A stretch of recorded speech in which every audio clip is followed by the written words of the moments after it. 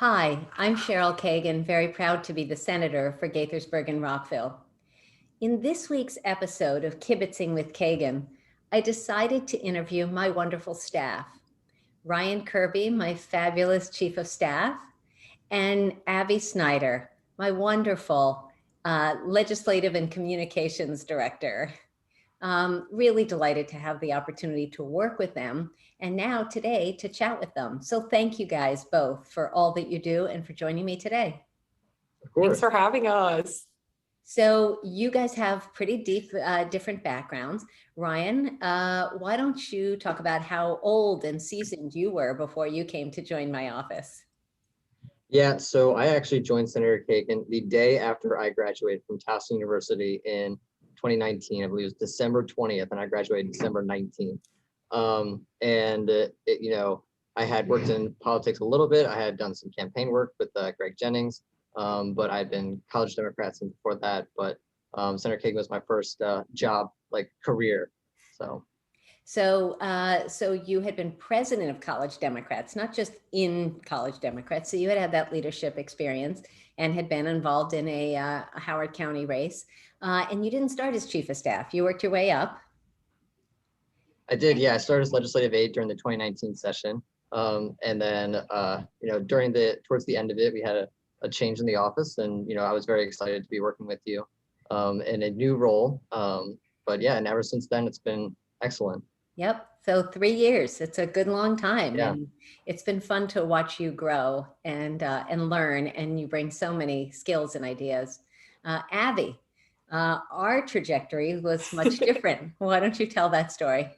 Much different. I had never really thought that I was going to go into politics in my life. I was a bio major at Towson, another Towson grad.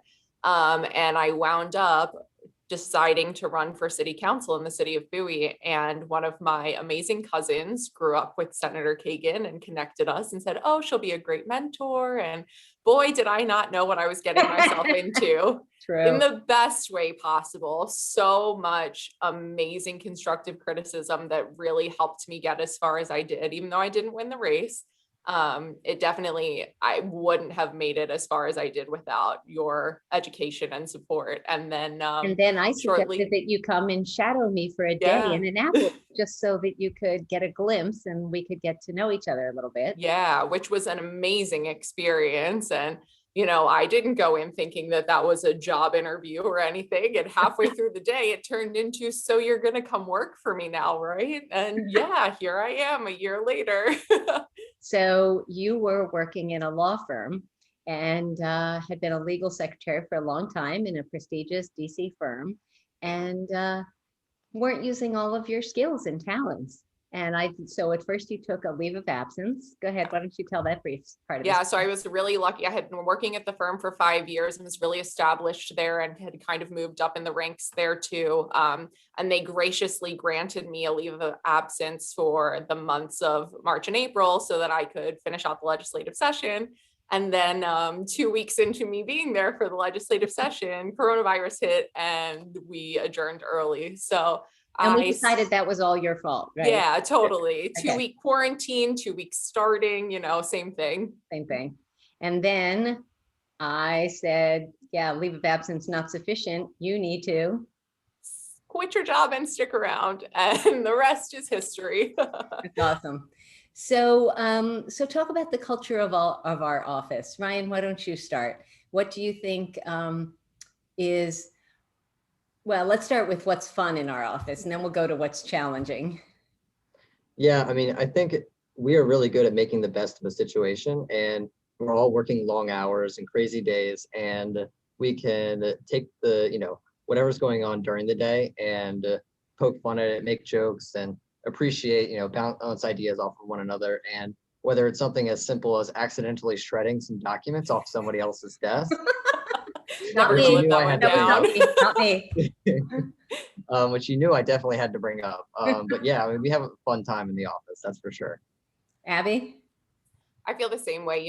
It's always really helpful when you work in an environment where you can laugh together and still grow together. And we have a really good dynamic. I feel like every person brings something different to the table. And, Ryan's the more level-headed one. I'm the more, oh yeah, let's definitely do that. And maybe we should think through it first. So luckily we kind of balance each other out for you. And then, the rest is history. It's a great team and we definitely work together really well. I agree. So you guys know, because I think I tell you all the time how grateful I am for both of you, how lucky I feel. And we do have fun. And in the middle of stress and COVID and long hours and bill hearings and bills getting passed and bills getting defeated and all that, it's fabulous to be able to brainstorm and to laugh with you all. So that's fantastic. So Ryan, what's the hardest thing about your job? In my position specifically, I have to manage both down and up. So whether that's working with Abby or working with interns, but also trying to manage your schedule and making sure that, we're on the same page, the two of us, but also as a team. So I would say, being caught kind of in that middle, trying to look up and look down, is probably the most challenging, but it's also one of the most interesting parts because you get two totally different mindsets and different priorities. So that's great. Abby? I think for me, especially because I was only here for 2 weeks before the Senate adjourned, and I just a week and a half ago walked to the other side of the building for the first time. I've been here for a year, but I still feel so new in so many aspects, and just kind of learning as I go. And luckily, I think I'm pretty good at that, but it's definitely been a very just kind of figure it out as you're going along, and it'll all be okay. So. Okay. They always say don't love your bills too much, but of the 23 bills, Ryan, which one is your very favorite? Which one from the beginning, not necessarily ones that are still moving now, but which one is your heart in? Yeah, and I know there's still a lot of moving pieces, but one of the bills that I have truly enjoyed working on was SB 831, which is our Election Reform Act of 2021.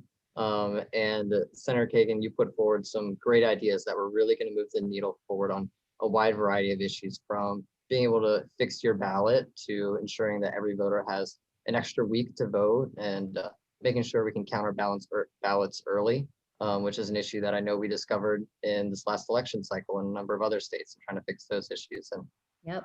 When everyone has access to their constitutional rights, I think that is good for everybody. So that was the bill we called our kitchen sink, and there were 17 different issues, and then we deleted some, added some. And what's the status now, Ryan? It's still a work in progress. We'll just leave it at that. You're such a good optimist. That was very nice. Abby, how about you? I think it's interesting that with your legislative agenda, we kind of have a little bit of everything. So we have environmental bills, and we have bills about consumer protection, and election law, which is an amazing compilation of all of these ideas thrown into one piece of legislation. One of my favorites from the You didn't start. say 911. You got to say 911. Oh, of course. No one will know that it's me unless you say 911. Okay. Of course, 911. And that's where I was going, actually. One of my favorites from the start was our swatting bill. It was the first one that I worked on last year. It ran out of time, and this year we came back, and it's, important, especially in this time of racial injustice and things, that we increase our penalties for when people falsely report to 911. And there have been a lot more cases recently of this happening, specifically targeted at the African-American community. Leaders from Black Lives Matter have had police called to their homes for no reason. And the SWAT team shows up, guns blazing, saying there's a murder or something else in the home. And there needs to be proper penalties for that. And so that was one of my favorites last year. Really excited to work on it again this year, and we'll see where it goes. Okay. So how do you each deal with the stress of session off the clock, such as it is when you're not sleeping or working? What's off the clock? I know. Ryan, what makes you happy? Why don't you talk about one of your big hobbies and pastimes? Yeah, so I look forward to pretty much every weekend. I'm a big NASCAR fan and a big car guy. So I like driving my car, and I like watching the cars go around the track, and that always makes me happy. I was bummed I didn't get to go to any races in 2020, as everyone else didn't get to do a lot of things. But hopefully they're starting back up again, and so it seems like I might be able to get to do that in the future as everyone gets vaccinated. Good. Abby? Well, of course, I'm a figure skating coach on the side. I've been skating since I was 6 years old and started coaching right out of high school. And so every Saturday morning, I am at the rink. I have one private student left who hasn't graduated yet. And then I teach group lessons too. And those couple hours at the rink just fly by. It's such a good stress release. And I've always loved it. Will continue to love it, so it's nice to still have that opportunity. That's great.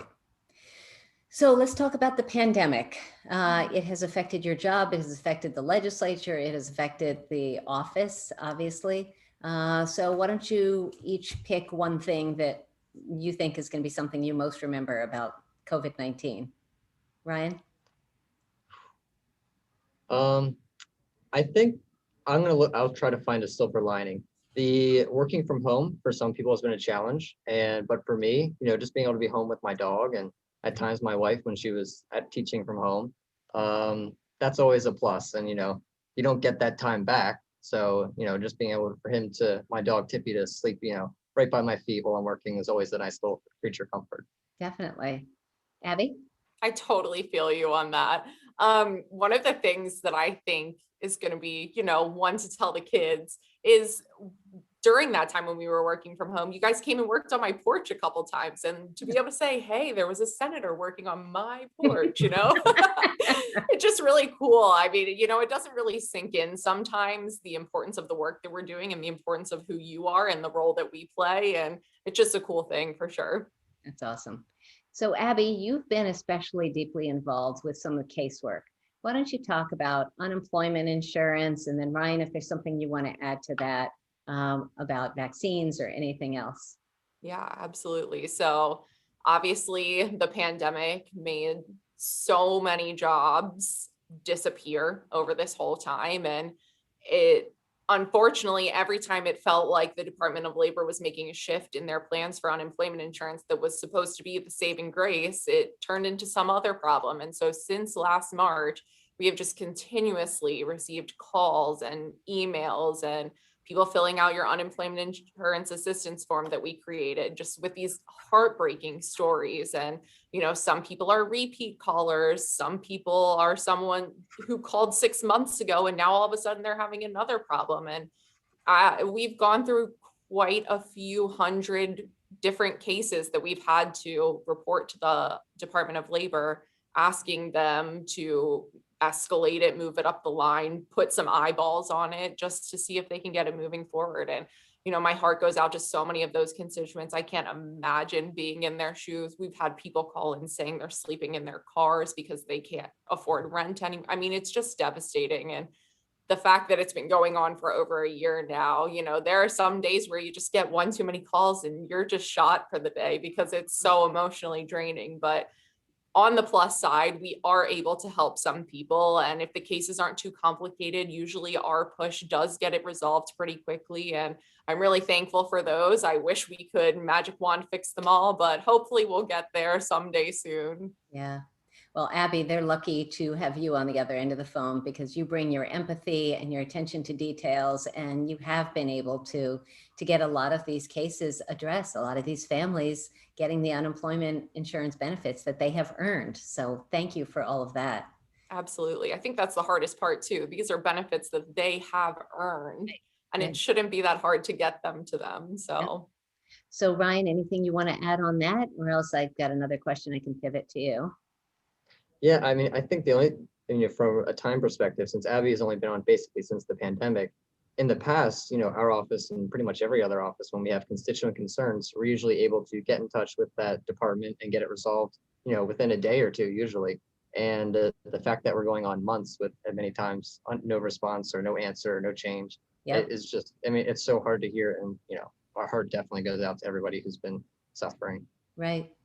So Ryan, you are on weekly chiefs of staff calls, meetings, Zooms. Tell me what you've learned about the other 46 districts in the state. What do you hear that's like, oh yeah, that's just like Rockville and Gaithersburg, or wow, that's really different than our districts or our constituents? Anything you want to share? Yeah, it's really interesting to see how each office operates a little bit differently. In our office, we operate where we kind of split the legislative work. And each of us has kind of a specialty or an issue area of focus. And a lot of offices don't necessarily operate like that. And they tend to have a policy person and more of an administrative person. And I think that that really works well for us because Abby and I are able to bounce ideas off of each other. And it helps give you the best product. In regards to other districts, it's interesting, the constituent calls that come in, some are more concerned about, if you're in a more conservative area, then you tend to get more purple issues or something like that. But if it's a solid blue area, you tend to find that you don't get either as many calls or they're about the more progressive issues that the legislature is pushing. So I'm going to pivot to interns. Ryan, you referenced before the managing up and managing down. Goodness knows you can't manage across with Abby. She's just like unmanageable. It's so impossible. We had a wonderful series of interns of all ages and geographies and backgrounds. And so talk to us if you would, and then Abby, you also. So Karen, Jessica, Evelina, Sean, we had so many and they've each brought something to the table. Why don't you talk about recruitment, oversight, some of the challenges of pandemic, and then sorts of projects you're able to delegate. And again, Abby, you weigh in also. Yeah, and we're a very policy heavy office, and we like to affect change and help a lot of constituents, whether they're in District 17 or Maryland constituents. And so part of that is research. And when you're proposing new legislation, you want to make sure you have all the facts, and we're identifying if there's a problem, what's the right solution to it. So that is part of it as an intern, and I know that tends to be one of the more exciting things. And what people look forward to the most. There's also constituent services, and whether that's responding to calls or emails that we've gotten during the legislative session, or if it's trying to address a certain issue and looking into, I've had an issue with my insurance, and then trying to find those kinds of answers. And then there's the everyday random tasks that come up with whatever is coming up with the scheduling meeting or something like that, trying to learn about different people, that kind of thing. And during the pandemic, it has certainly been different because we've all had to shift to these virtual settings. So over the summer, we didn't in person see any of our interns at all, which is just unheard of. Except our retreat. We did do a pre-session. We did, yeah. Retreat. And yeah, we had masks and plexiglass and we did spend 3 or 4 hours together. Yeah. But other than that, you're right. That was it. Right. I mean, we had Benji from California, which is an opportunity normally we wouldn't have in a normal year. Right. So it does present some opportunities, but also presents other challenges in the sense of it might be harder to address some of their concerns or questions. When you're assigning a task, you want to make sure that they're not wasting their time doing something they're not supposed to be doing, but you also want to, it's harder to interpret based off of an email when you can just look over your shoulder and ask them. Right, right. Abby, tell us a story about an intern project or an intern experience this year, briefly.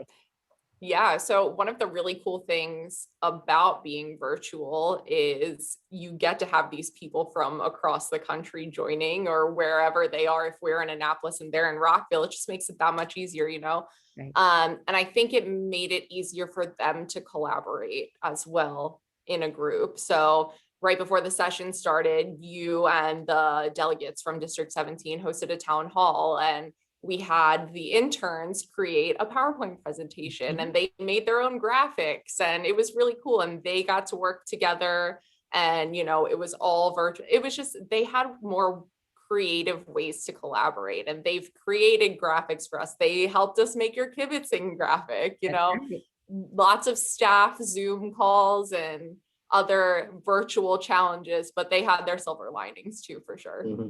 Great. So how many times have you guys heard me say the most valuable thing in our office is your time? My time. So you guys help manage my schedule. What's the biggest challenge about that? Because I think that's just, it's impossible for me to live it some days. It's got to be just totally impossible for you guys to try to manage it. Abby, why don't you talk about that? Well, and especially this particular session when there's so many people who would normally just grab you in the hallway and talk to you for 30 seconds and that would be the end of it. And they can't do that. Yeah. So they're having to schedule these Zoom meetings amongst hearings when we don't know what time the hearing's going to end. And, you know, well, do I put it on the calendar for 5 minutes or 15? If I do 5, then it doesn't really show up very well, but you could squeeze 2 more in, you know? And so I think that part of being more virtual, pandemic driven, has made scheduling that much harder this year. But luckily we've kind of found a way to manage it. Some days still feel like, how do I cram these people in? But we're making the best of it. Right. Ryan, anything you would add to that? Man, if I had a nickel for every time someone told me they just need 5 minutes. So in person last year, you guys may remember that I would do stand-up meetings, because a stand-up meeting is always shorter, and they ask for 5 minutes and then they take 25, and that just totally wrecks my schedule. So a stand-up meeting is gonna be 5 minutes, or maybe it's 8, but it's not gonna be 25. And so that's it's not as easy to do that when you're on the phone or on Zoom. Definitely not. So one last question before we do a fast 5, and I'm still trying to think about what I want to do on fast 5 here for you guys. So has your experience here in this office, and put pandemic aside, has it made you more inspired by politics or more cynical about politics, or what word would you use? Ryan, you go first.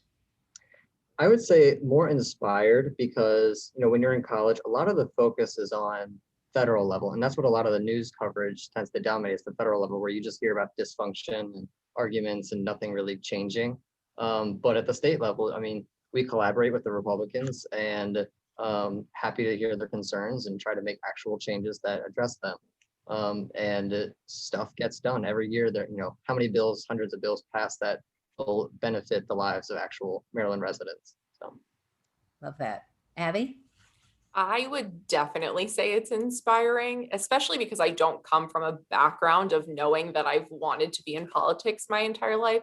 Ryan's right. All we see is what's going on at the federal level, which is not much. And especially living in our region, our local news is world news because we're so close to DC. So we're constantly seeing what's going on in Congress and all of that. And, you know, coming into the state legislature, I didn't even realize how much we could get done here. And it's honestly incredible, and has been one of the most amazing experiences for me, just to see that, like, wow, the work that I'm doing is really getting things done. Awesome. To be clear, anyone who's watching this, none of these answers were pre-coached, and I'm kind of spinning this as I'm asking the questions. So fast 5. Since you guys tend to brainstorm and come up with recommendations for the fast 5 for my guests, excuse me, I can't give you any of those because that would just seem too boring. So the first one, question number 1. You guys know all too well that I'm a grammar geek and a word nerd, and I do that proudly as a Scrabble champion and all that. So Ryan, you first. What is one grammar lesson that you either didn't know before, or that you weren't as hepped up on, or whatever, and now it's a thing? Number and amount. And I actually took mine. on that. So that's the big one that I have used internally. Okay, love that. Abby, you got to come up with another one. I definitely catch myself doing that one a lot more now. It's still a work in progress, but I feel as if it's getting better. Actually using semicolons in sentences rather than just commas. That was something that I didn't really know much about. And now I feel like I use them all the time, and they're an awesome addition to a sentence. You know, it's the little things sometimes, and I love using them now. I'm a semicolon geek for sure.